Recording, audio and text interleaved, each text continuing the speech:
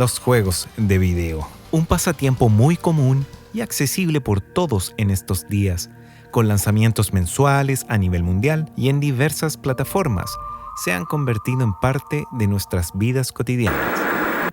Pero hace 37 años, la realidad era completamente distinta. Para muchos de los que crecimos en los 80s, el primer acercamiento a los videojuegos lo tuvimos en las populares salas de máquinas arcade, o los videos como se les conocía popularmente. Después del Pong, el Atari 2600 y la línea de computadores 8 bits de esa marca fueron de las primeras consolas caseras que llevaron este tipo de entretenimiento al hogar en la primera mitad de los 80s. Sería justamente en estas máquinas donde conoceríamos el amor a primera vista con un recordado explorador de pirámides llamado Pedro. Hoy te invito a recordar a Montezuma's Revenge, un juego que es parte de nuestra infancia.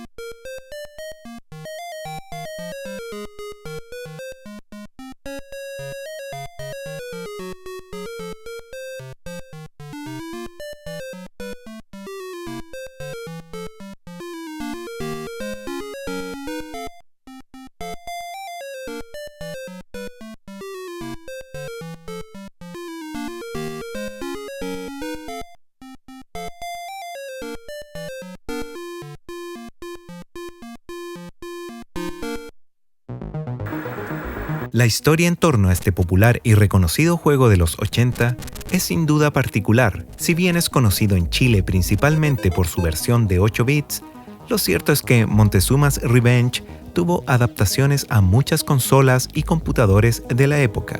El juego, desarrollado por un entonces joven estadounidense de 16 años llamado Robert Jagger, junto a su amigo Mark Sunshine, fue concebido como un software para la línea de computadores de Atari 8 bits.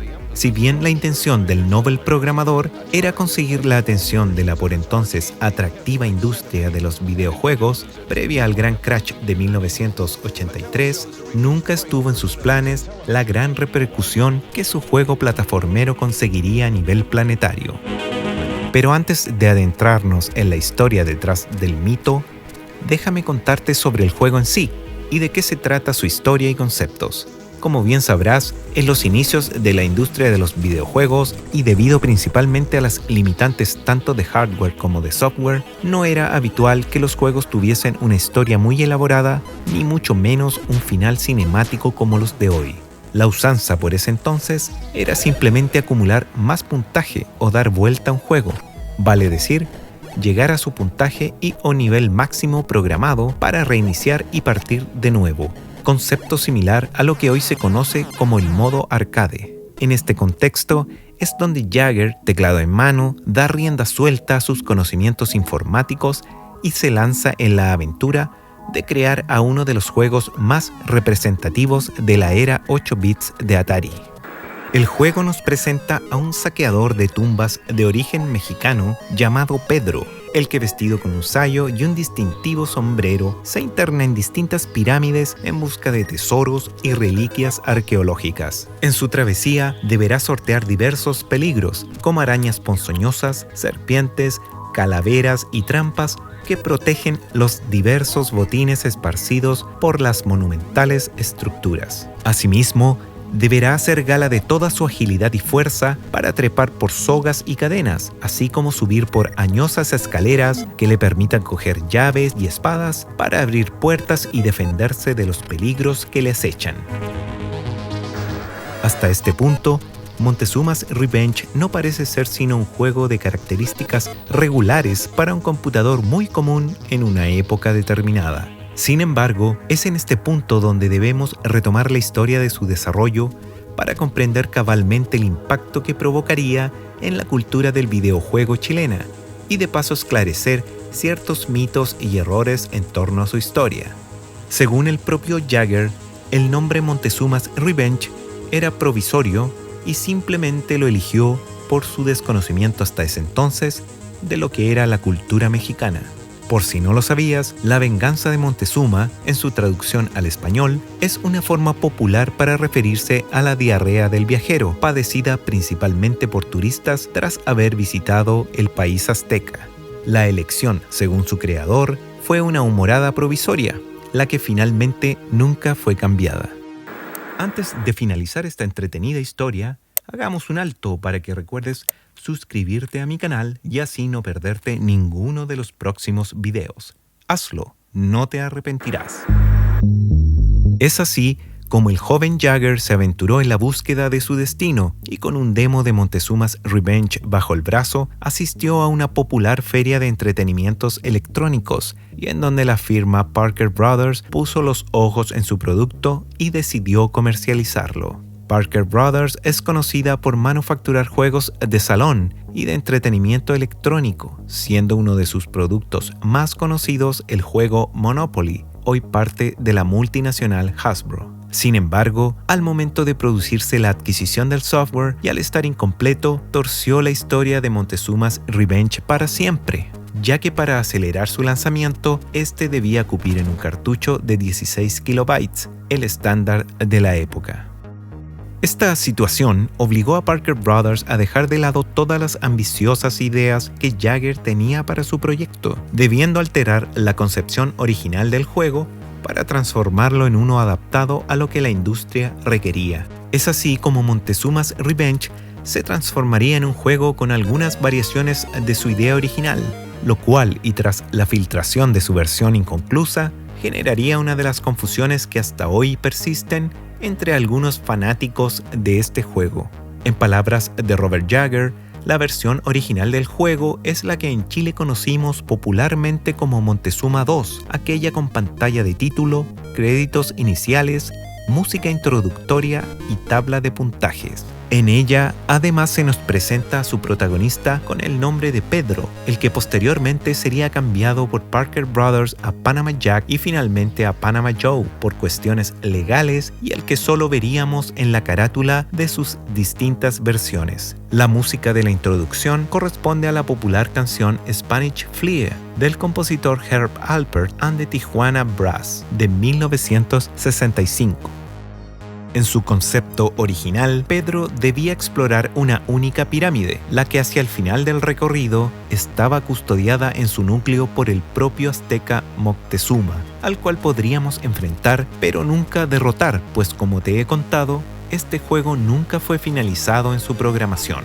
Camino en su aventura, Pedro debía, además de enfrentar a bicharracos como arañas, serpientes y calaveras, ser muy veloz en sus movimientos, pues si demoraba demasiado sus acciones, un murciélago vendría por él y le tomaría de su sobresaliente sombrero para llevárselo. Lamentablemente, elementos como el murciélago, el jefe Moctezuma, el sombrero de Pedro, el arte rupestre de las paredes de la pirámide y el incesante sonar de los tambores junto a la vistosa pantalla de título serían removidos para entregarnos un producto más simple, directo a la acción y lo peor de todo, sin un enfrentamiento final. Es así como tras pasar por el quirófano, Parker Brothers lanzaba al mercado un Montezuma's Revenge mutilado, y en cierta manera diferente al concepto original. Esta vez, su protagonista ya no sería un mexicano explorador de tumbas, sino un aventurero de la talla de Indiana Jones, quien junto con recorrer no una, sino varias pirámides, ya no enfrentaría a un poderoso jefe final, sino que simplemente se conformaría con lanzarse a una cámara de diamantes para reiniciar su aventura en 9 ocasiones. El único desafío sería el avance de la oscuridad en cada nivel, representando un verdadero reto para el jugador que esta vez debía debía memorizar las pantallas de ambas secciones de la pirámide hasta dar con la antorcha para iluminar su camino. Esta revisión oficial es la que en Chile conocimos como Montezuma I y que posteriormente, y con la aparición de Internet, se masificó como Preliminary Monty, haciendo alusión erróneamente a que se trataba de un prototipo filtrado de la versión más acabada, aquella con título y más rica visualmente. Pero la realidad es muy distinta, ya que en palabras del propio Jagger, desconoce cómo la versión inconclusa y en concepto la original del juego se filtró y llegó a manos de los piratas, ocasionando la confusión de los jugadores. Este hecho saboteó irremediablemente la comercialización del juego para la línea de 8 bits de Atari. Sin embargo, una excelente versión para la 2600 sí vio la luz, así como para la extinta Atari 5200, que en la práctica es un Atari 8 bits en la forma de consola. Asimismo, y dado su éxito entre los jugadores, el juego fue adaptado para diversas plataformas, como el Apple II, el Commodore 64, ColecoVision, ZX Spectrum, DOS y siendo la versión más destacada la del Sega Master System, lanzada en junio de 1989.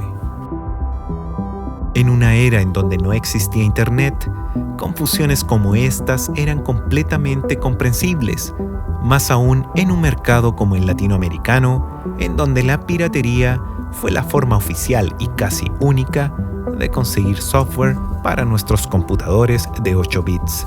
Casos como Stealth o Rescue from Fractalus sufrieron la filtración de sus versiones preliminares, situación aprovechada por los piratas para venderlos como juegos distintos bajo los nombres Landscape o Behind the Guidelines, respectivamente. En 1998, y ya bajo un entorno Windows, Robert Jagger resucitaría al explorador como Max Montezuma, pero esta vez en el mundo de las 3 dimensiones, bajo el título de Montezuma's Return. Si bien representó una innovación en cuanto al movimiento del personaje en un ambiente 3D, la tibia recepción de la crítica y al sentirlo como un desarrollo en tiempos complicados hizo que el programador pusiese a Montezuma en el congelador hasta que la explosión de la tecnología móvil dijese lo contrario.